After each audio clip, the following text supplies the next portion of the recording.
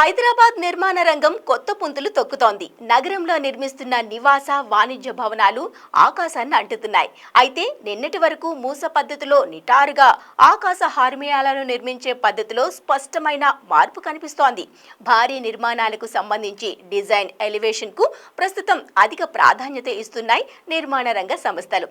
దీంతో చుక్కలు అంటుతున్న నిర్మాణాల రూపురేఖలు అందంగా మారిపోతున్నాయి. అంతర్జాతీయ ఆర్కిటెక్చరల్ డిజైన్స్ తో స్కై స్క్రేపర్ డిజైన్స్ అబ్బురపరుస్తున్నాయి.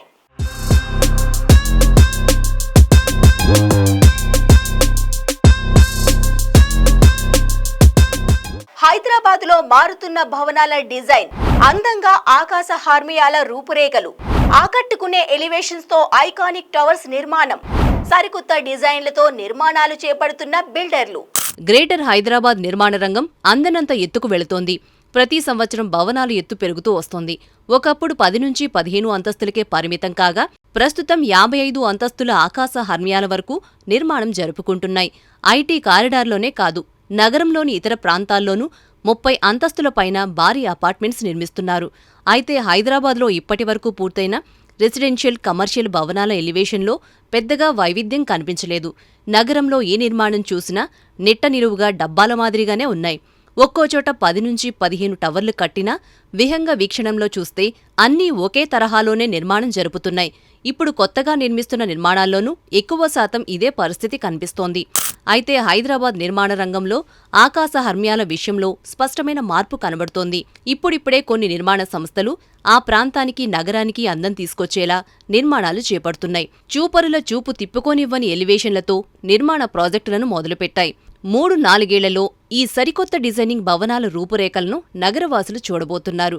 ఐటీ కారిడార్లోని hitech city, Madhapur, Gachibowli, Rayadurgam, financial district, Kokapet, Kondapur, Manikonda, Narsingi, Manchirevula, Kajaguda, Nanakramguda, Nallagandla ప్రాంతాలను కొత్తగా చూసిన వారికి భారీ నిర్మాణాలు ఔరా అనిపిస్తున్నాయి.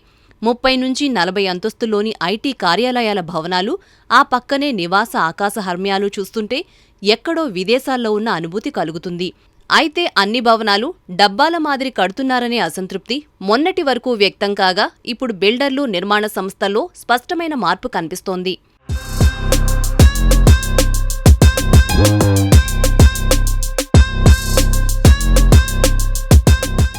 గ్రేటర్ హైదరాబాద్లో నిర్మిస్తున్న ప్రాజెక్టులను చూస్తే అంతర్జాతీయంగా పేరున్న ఆర్కిటెక్టులు డిజైన్ చేసినవి చాలానే ఉన్నాయి.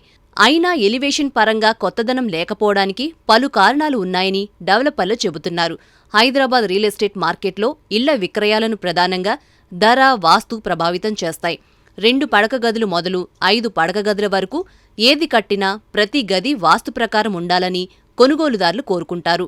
వాస్తులేని ఫ్లాట్లను విక్రయించడానికి డెవలపర్లు చాలా ఇబ్బంది పడాల్సి వస్తుంది.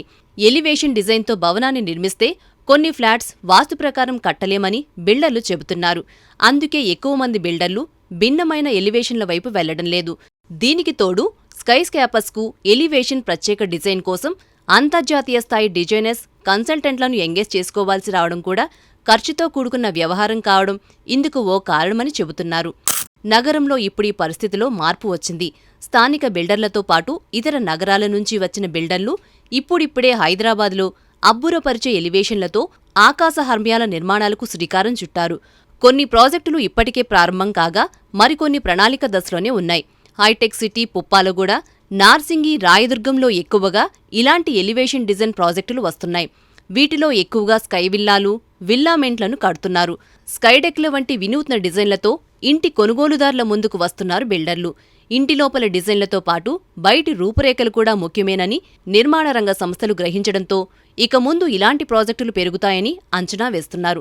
కేవలం ఎలివేషన్ భవనాల డిజైన్లే కాకుండా పై అంతస్తులో స్విమ్మింగ్ పూల్స్, టెర్రస్ గార్డెన్ వంటి అత్యాధునిక అంతర్జాతీయ ఆర్కిటెక్ట్ పద్ధతులలో నిర్మాణాలు చేపడుతున్నారు బిల్డర్లు.